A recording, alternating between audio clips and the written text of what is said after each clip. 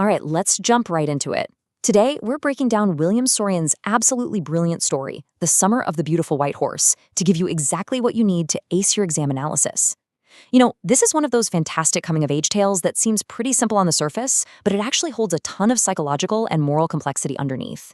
We're going to look closely at the central themes, the character dynamics, and the overarching message, all through an analytical lens. By the end of this explainer, you'll have all the tools you need to write a phenomenal essay or tackle any tough questions on this text. So here is our roadmap for today. We're going to cover the paradox of honest thieves, take a look at the Garoghlanian family tree, dive into the moral gray area of the boys' actions, explore the power of trust, and wrap it all up with symbols and final takeaways. Sound good? Let's get started. Starting off with Part 1, The Paradox of Honest Thieves. To really grasp what Saroyan is doing with this story, we first have to understand the incredible irony at the very heart of the boys' world. Saroyan sets up this massive, almost funny contradiction right out of the gate. Our narrator, 9-year-old Aram, tells us his family, the Garoghlanians, are dealing with what he calls comical poverty. I mean, they are literally flat broke.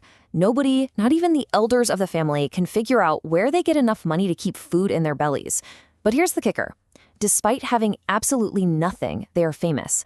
Not for wealth, not anymore at least, but for their absolute, unshakable honesty. They prize their pride first, their honesty second, and only after that do they even start to worry about right and wrong. And that brings us to the ultimate hook of the narrative.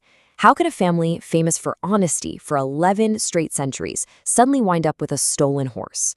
When Aram wakes up at 4 in the morning and sees his cousin, Mourad, just casually sitting on this magnificent, beautiful white horse, his brain totally short-circuits.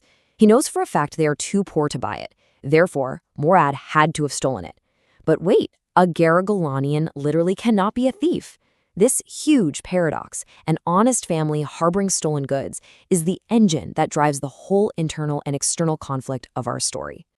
Moving on to Part 2, let's talk about the Garoghlanian family tree and see how these specific characters build that central conflict. This stuff is absolutely essential for your character sketches. You've got to look at the contrast between our two boys.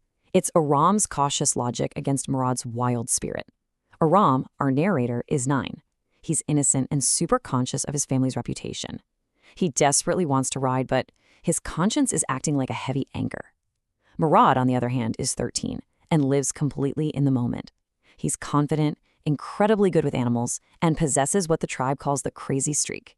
He doesn't just ride the horse, he claims to have an understanding with it. Mourad is basically the living embodiment of untamed youth. Oh, and we absolutely have to mention Uncle Khosrove. This guy is a massive, easily irritated force of nature, with the biggest mustache in the San Joaquin Valley. His answer to literally every single problem in life, roaring, "It is no harm. Pay no attention to it." I mean, he even yells this when his own son runs 8 blocks to tell him their house is on fire. But Khosrove is crucial for your analysis because he proves that in this tribe, personality traits aren't just biological. Mourad's actual dad is super practical, but the tribe considers Mourad to be the true spiritual heir to Khosrove's eccentric, wild spirit. So, before we go any further, let's ask the $1,000,000 exam question. Is Mourad actually a criminal? Because how you answer this totally dictates how you interpret the rest of the story.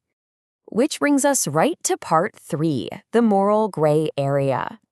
The crucial point here is how the story operates in this messy middle ground, rather than a simple black and white morality. Saroyan definitely isn't writing a straightforward cops and robbers tale here. Let's lay out the facts. Technically speaking, yeah, taking John Byro's horse without permission is theft. But morally, the story throws a massive but in there. Mourad didn't steal the horse to sell it and make a quick buck. He took it purely for the adventure, the freedom, and the sheer joy of riding. Plus, he takes amazing care of the animal. Aram uses this exact logic to justify the joyride to himself. He basically does mental gymnastics to decide that stealing for a ride is completely different from stealing for profit. In his 9-year-old brain, it isn't actually a crime until they offer to sell the horse, which, of course, they'd never do. It's a classic case of childhood innocence totally blurring the lines of morality. And this progression maps out a really fascinating psychological journey for the boys, from temptation all the way back to moral responsibility.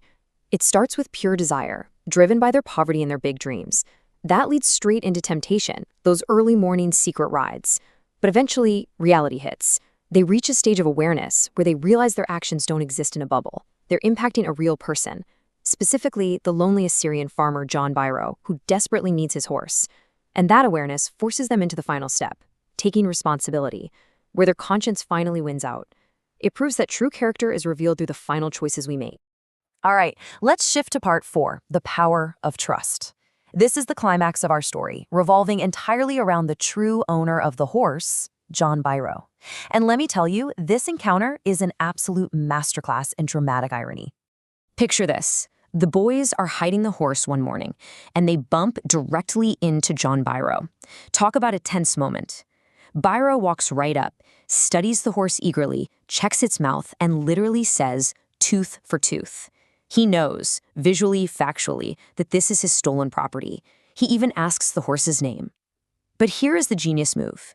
Instead of screaming thieves, Byro decides to trust the Garoghlanian family's legendary reputation over his own 2 eyes. He tells the boys that because their family's honesty is so famous, he's just going to assume this horse is the twin of his own. He notes that a suspicious man would believe his eyes, but he is choosing to believe his heart. And this reveals the ultimate irony of the story. It is exactly this unshakable trust that totally wrecks Mourad's conscience and forces him to return the horse. Think about it. If Byro had yelled, called them names, or threatened to call the police, the boys probably would have rebelled. But by weaponizing their own family's legendary reputation for honesty, he essentially corners them with kindness and trust. He reminds them of who they're supposed to be. And what happens? First thing the very next morning, the boys quietly tie the horse up in Byro's barn. Let's bring it all home with part 5, symbols and final takeaways. These are the deeper meanings you'll definitely want to highlight in your analysis. First off, the horse itself. This isn't just a farm animal. It is the physical embodiment of a world far beyond the boys' harsh, poverty-stricken reality. For Aram and Mourad, this beautiful white horse is absolute freedom. It's the thrill of a youth unburdened by economic struggles. Riding it lets them temporarily escape their comical poverty and literally touch their dreams. But fundamentally, the horse is also a profound test. It's a test of their temptation, and ultimately a test of their moral compass. And that leads to the biggest takeaway of the whole explainer. Character actually becomes a form of wealth. Saroyan is making a really powerful point here. Material poverty does not equal moral poverty. The Garoghlanians might not have 2 coins to rub together, but their unblemished honor acts as a social currency that is way more valuable than gold. It's their reputation that literally protects Mourad and Aram from being branded as criminals, and it's that internalized honor that eventually guides them to do the right thing and restore balance. So, I'm going to leave you with this question to chew on. If temptation can so easily blur our moral boundaries, does true freedom always require taking responsibility for our actions? It's a deep question, but it perfectly captures the heart of Aram and Mourad's unforgettable summer adventure. They got to experience the ultimate childhood thrill, sure, but they learned the hard way that you can't have true freedom if it costs someone else their livelihood or costs you your own family's honor. Their journey from desire to responsibility is what makes this story an absolute classic. Take these insights, use them to build your thematic arguments, and you are going to crush your exam. Keep analyzing, and I'll catch you in the next explainer.